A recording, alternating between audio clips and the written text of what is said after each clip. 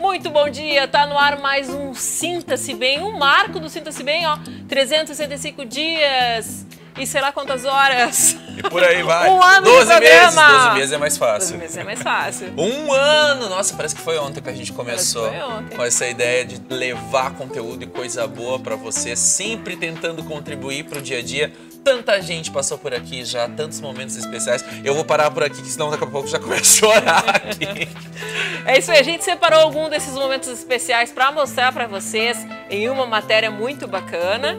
E também, para acompanhar esse programa especial, um time de mulheres muito especiais que estão sempre aqui no Sinta-se Bem para trazer conteúdo para vocês hoje. Fabiola Fortes, Débora Balaguês e Cláudia Fortuna. É isso aí, tá no ar o nosso primeiro programa de um ano aí, programa de um ano especial. Sinta-se bem. Vem com a gente.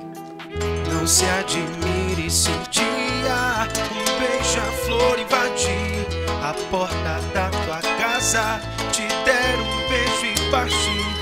Fui eu que mandei o beijo, que é pra matar meu desejo. Faz tempo que eu não te vejo, ai que saudade doce.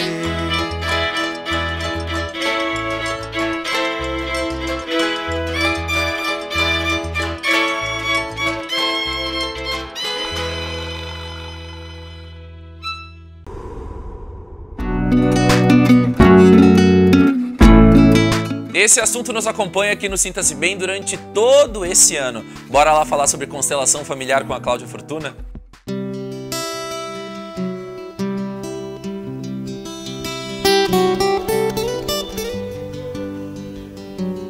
Todo mundo sabe que o papel da mãe é fundamental para a formação do caráter de qualquer indivíduo. Quando se perde essa mãe, em qualquer período da vida, na infância, na adolescência, na fase adulta, sempre é muito doloroso. E imagina quando se perde antes de conhecê-la, né, naquele período pós-parto. Para falar sobre as consequências dessa morte prematura, não sei se eu posso dizer assim, né? Tá aqui conosco novamente no Sinta-se Bem, Cláudia Fortuna, seja bem-vinda. Muito obrigada, Claudinha, muito obrigada. Esse assunto ele é um assunto bem importante mesmo, porque, como tu falaste, a falta da mãe causa sempre consequências, sempre. Mas, quando essa criança nasce, que era para ser um motivo de alegria para essa família, e a mãe parte, fica um clima de assassinato. A própria criança sente culpa em relação a isso, mas o pai é visto como se ele tivesse causado a morte daquela mulher, porque ele não se conteve como homem e ao engravidá-la veio trazer como consequência a morte. Essa sensação de culpa por parte do pai que a sociedade, a família, enfim, sente, ela é inconsciente? É algo implícito? É uma fantasia. É uma fantasia. É uma fantasia que se cria porque se ela não tivesse engravidado, não teria perdido a vida. Então, graças a este homem que teve que engravidá-la, que ela perdeu a vida, que foi o preço da vida dela. Só que para a mãe, isso não é o importante. O importante é que ela trouxe mais alguém e esse alguém fica. E para ela isso é muito alegre. Por quê? Porque todos nós somos literalmente os nossos pais. Tu é teu pai e tu é a tua mãe. Meio a meio. E a criança, quando ela nasce com essa culpa e tem um pai que é o assassino dessa mãe, para ele tudo fica muito difícil. Tudo fica muito difícil. Só que algumas consequências não são tão visíveis, porque a criança, a gente fica de olho para ver, ai, pobrezinho, se tu é uma tia, preocupação que tu tem, o que vai ser feito com aquele sobrinho, né? Se tu tem uma proximidade com a família, como é que tá o fulano, que afinal, coitadinho, não tem mãe, todo mundo fica com aquela pena. Mas existem outras consequências que se desdobram deste evento trágico. Tipo, às vezes são suicídios e acidentes. É muito comum quando a gente constela casos de que a mãe morreu durante o parto, de que na família tem uma incidência muito elevada de suicídios e de muitos acidentes graves. Então, parece que enquanto esse evento não é resolvido, ele fica causando esses danos. O suicídio seria uma questão de culpa que se leva pelo fato ou não tem? Porque é uma morte que não foi resolvida. E na constelação tudo tem que ser muito bem resolvido. Tudo tem que ser muito bem resolvido, porque as coisas que não são resolvidas, a gente inclusive costuma usar uma expressão que o que uma geração não resolve, a próxima paga. Por isso que é tão importante poder resolver as coisas no momento em que eles acontecem, ou o mais perto possível do epicentro.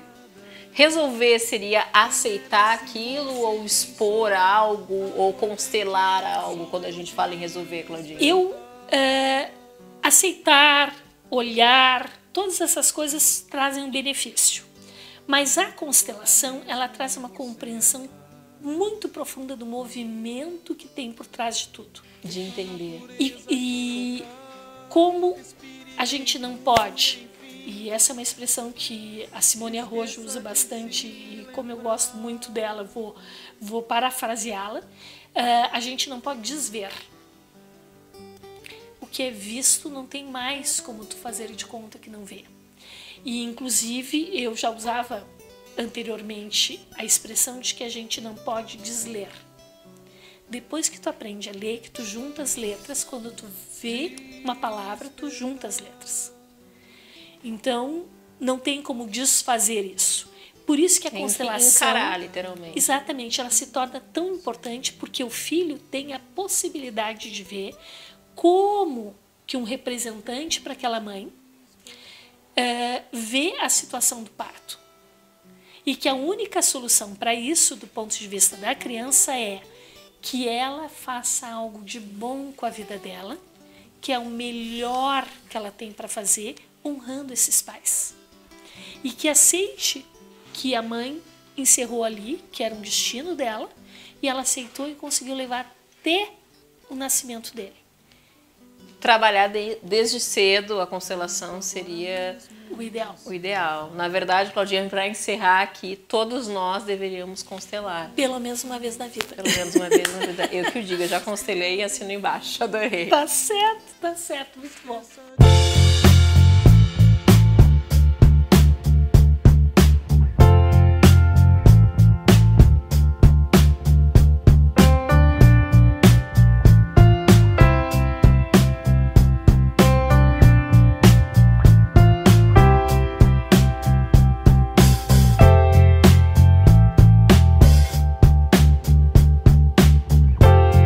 Mito. Tudo vai depender da quantidade. A carne vermelha ela costuma ter uma quantidade maior, uma quantidade aumentada em relação às carnes brancas de gordura saturada. Gordura saturada, o excesso da gordura saturada tem potencial inflamatório muito grande, possui alguns efeitos nocivos, como perda de sensibilidade à insulina. Essa mesma gordura ela tem um potencial cancerígeno muito alto se for consumida em grandes quantidades, então o segredo, na verdade, é consumir sempre carne vermelha magra em pequena quantidade, sempre dando preferência para o consumo de carnes brancas.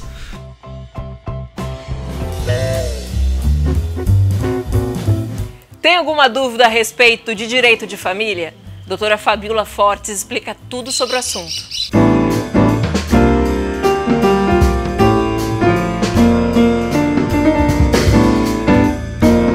Quem assiste a novela da Rede Globo, Durada das 9 horas, A Dona do Pedaço, sabe que lá é abordada a questão da alienação parental.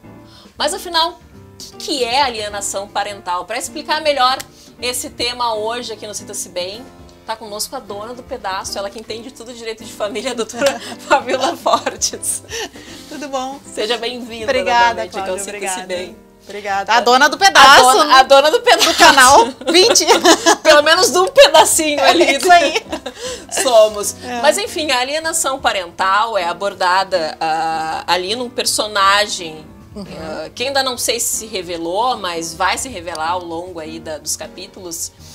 Ele é homossexual, é o Malvino Salvador, e existe aí uma alienação parental da esposa com a filha. Eu queria que tu explicasse melhor, essa lei existe desde 2010, é isso? Isso, é uma lei relativamente recente, né?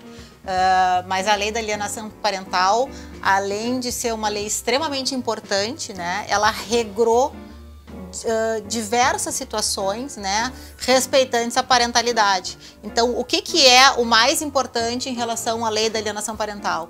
É não usar, não permitir, né, que os pais, tanto o pai ou quanto a mãe, né, porque a alienação parental, as pessoas às vezes acham que assim, é uma mãe alienadora. Não, existem muitos pais alienadores, né?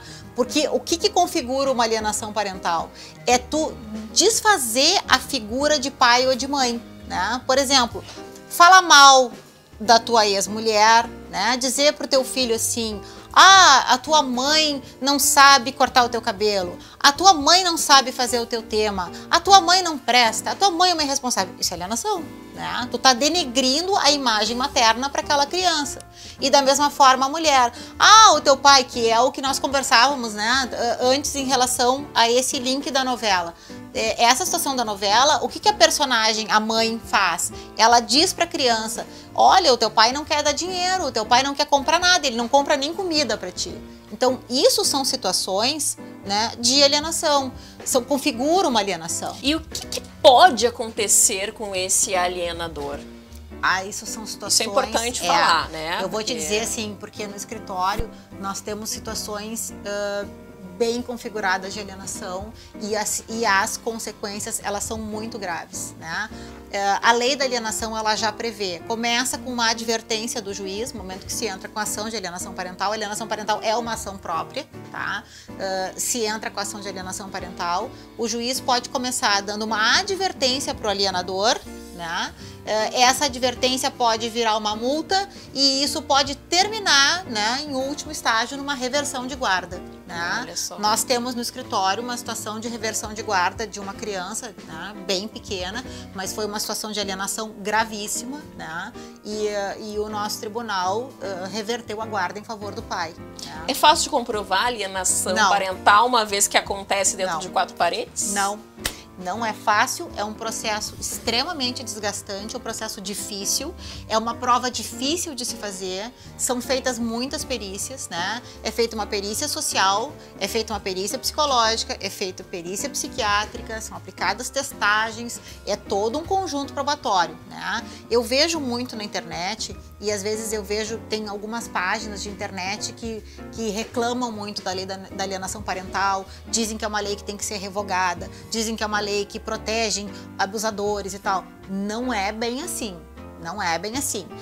Teve uma matéria no Fantástico há uns meses atrás que me chamou muita atenção, porque eles trataram, assim, entrevistaram uma série de mães que perderam a guarda dos filhos e trataram as mães como vítimas da lei da alienação parental. Não existe vítima da lei da alienação parental, né? O judiciário, vítima é a criança que é alienada. A vítima é a criança, sem dúvida. E outra, o judiciário, e aí eu me refiro em especial ao judiciário gaúcho, que é onde eu advogo, onde eu estou acostumada, o judiciário é extremamente cauteloso nessas situações que envolvem crianças. Então, nenhum juiz ou desembargador vai dar um canetaço e trocar a guarda, tirar o filho de uma mãe, né, se não existe uma prova robusta nesse sentido, né? Inclusive, aquela matéria que saiu no Fantástico, ela foi muito comentada e muito criticada, inclusive, né, por quem está acostumado a trabalhar com esse assunto, porque isso é um assunto muito sério, muito grave. Ninguém vai chegar e tirar do nada, entendeu? Eu perdi o meu filho porque eu acusei de abuso sexual.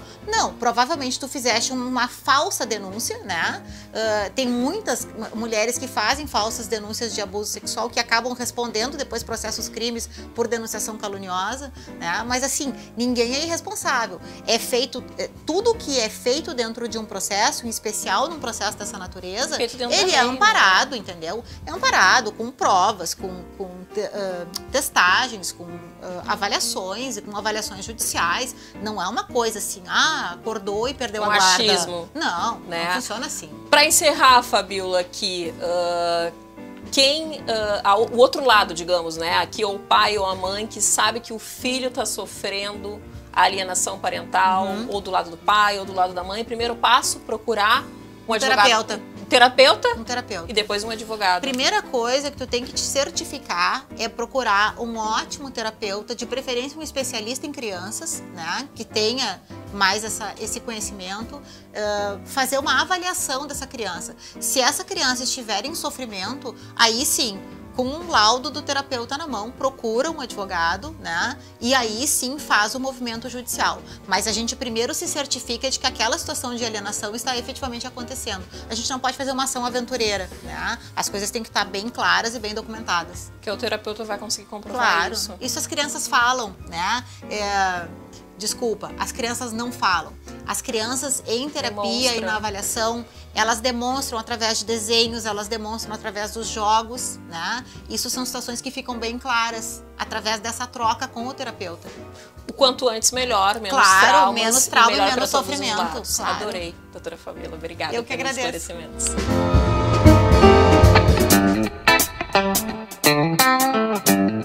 Quando a doutora Débora Balaguês aparece aqui no programa, vocês já sabem que tem assunto maravilhoso sobre a nossa saúde. Com vocês, mais Medicina Integrativa.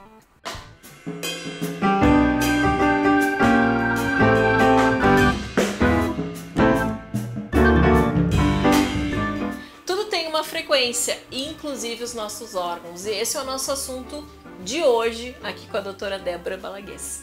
É isso aí mesmo, Claudinha. As nossas células são elétricas e a eletricidade diz respeito ao movimento dos elétrons. E os elétrons, eles seguem um fluxo, né? Por exemplo, a nossa energia elétrica, para que a gente ligue, tem elétrons aqui andando para que possa ter essa luminosidade. As nossas células são carregadas negativamente por dentro e positivamente por fora. Então, elas são elétricas. A eletricidade, esse movimento dos elétrons, ele gera uma vibração.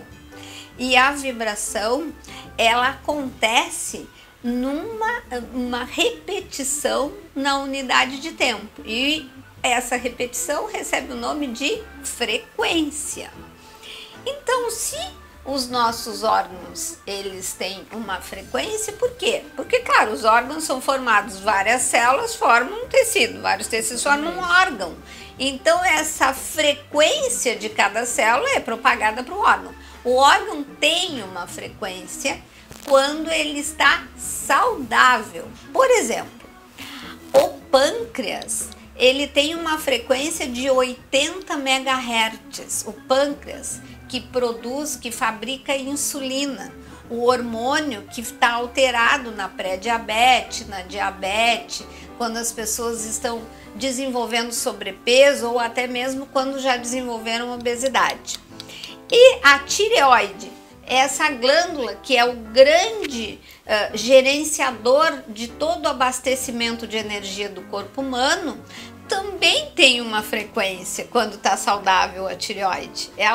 A frequência da tireoide saudável, que é medida através de técnicas biofísicas na medicina alemã, gira em torno de 68 MHz. E para que a gente precisa saber essa frequência dos nossos órgãos?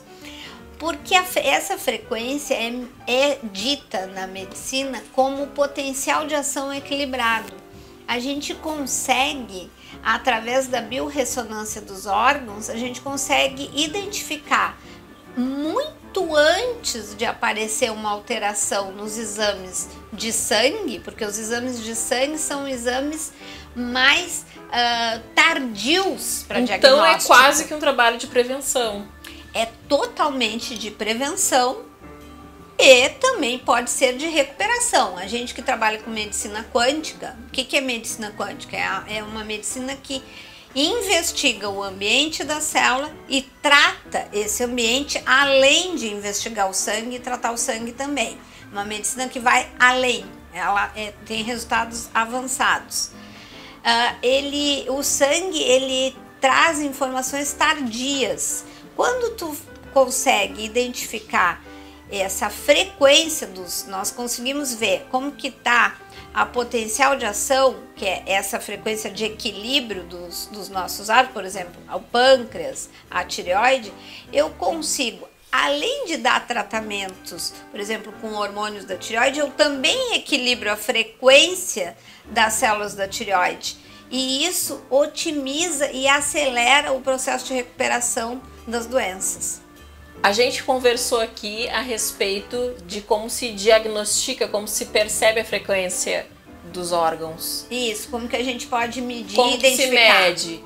Como que eu trato no momento que eu percebo que é feito esse exame e é mostrado ali, se mostra que essa frequência está alterada?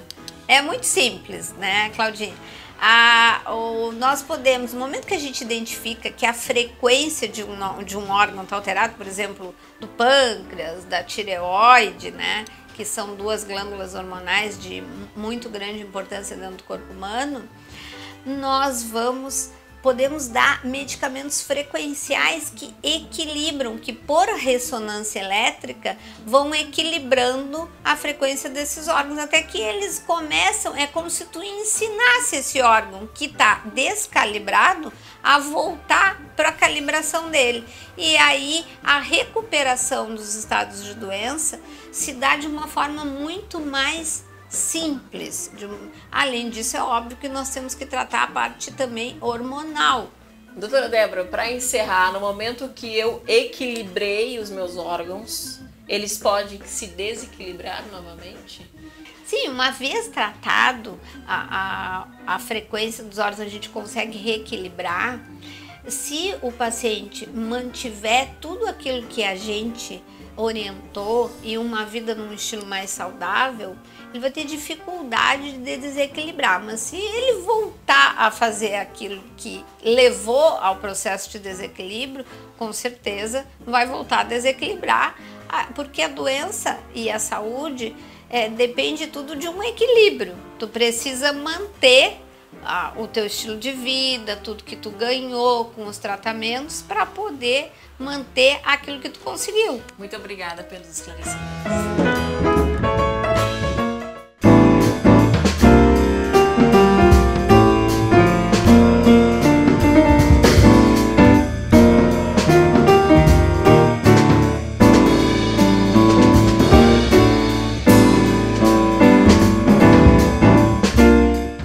A questão do produto com defeito, às vezes o consumidor adquire e leva para sua casa. Chegando em casa, ele percebe que o defeito do produto, ou até mesmo estragado, se for tratar-se do gênero alimentício. Qual é o caminho? Em primeiro lugar, está com defeito, faça um registro no órgão de defesa do consumidor oficial. Está com defeito e procure o fornecedor para a solução do problema também. Se é um produto com gênero alimentício, sim, aí vamos fazer o registro na vigilância sanitária e também informar o órgão competente também.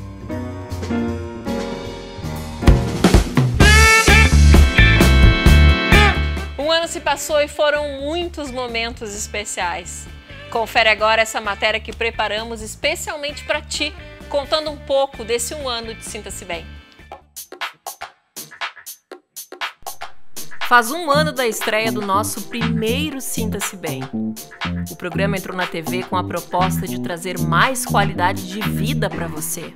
É com um sorriso no rosto que a gente estreia o nosso primeiro Sinta-se Bem. Que coisa bem boa, tia. A gente já tava com saudade de estar com vocês e a partir de hoje, todos os domingos, eu e a Claudinha, a gente vai estar aqui tentando melhorar um pouco a vida de vocês, trazendo mais qualidade. Mostrando que a felicidade é um estado de plenitude e equilíbrio entre mente, corpo e espírito e que precisa ser despertada dentro de cada um de nós.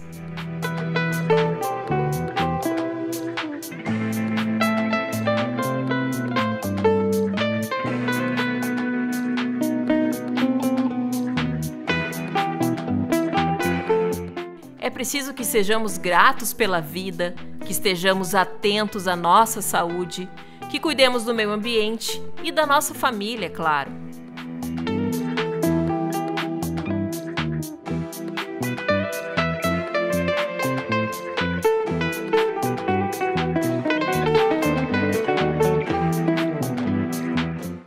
Que possamos ser mais caridosos e empáticos, porque afinal, fazer o bem transforma o mundo, traz felicidade e muita esperança.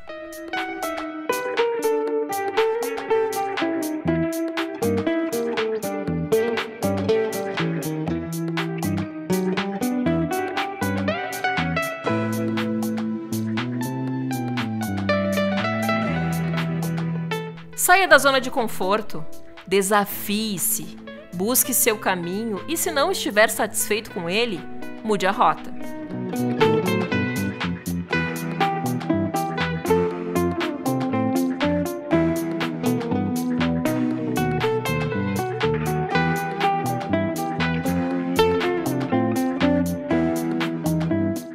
Você não será feliz pelo fato de adquirir aquele carro do ano, mas sim por ter dado aquela carona para um amigo. A felicidade é um sentimento simples e está nos pequenos detalhes do cotidiano. Viva, ame, sinta-se bem.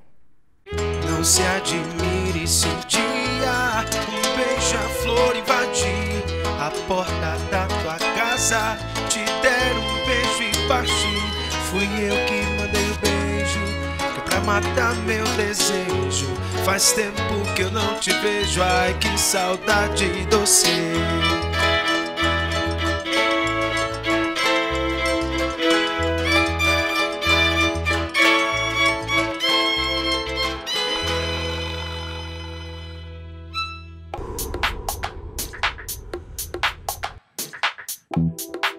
Gente, que lindo. Para fazer a edição dessa matéria foi um sufoco, porque a vontade era de colocar tantos momentos que esse programa ia ficar 4 horas de reprise de melhores momentos do Sinta-se Bem. Gratidão a todos que passaram por aqui e gratidão a vocês que estão com a gente aí desde o primeiro episódio do nosso programa. A vontade era reprisar todos os programas desde o primeiro e a gente é muito feliz de poder estar aqui ainda depois de um ano levando conteúdo para vocês e, mais importante, de ter vocês perto da gente, porque se o Sinta-se Bem existe é porque vocês nos assistem, conversam com a gente, mandam energia positiva e pegam todo esse conteúdo bacana que a gente pensa com tanto carinho e utilizam para a vida de vocês. Afinal, a gente nasceu com esse propósito, levar qualidade de vida para vocês e fazer com que vocês se sintam bem, afinal.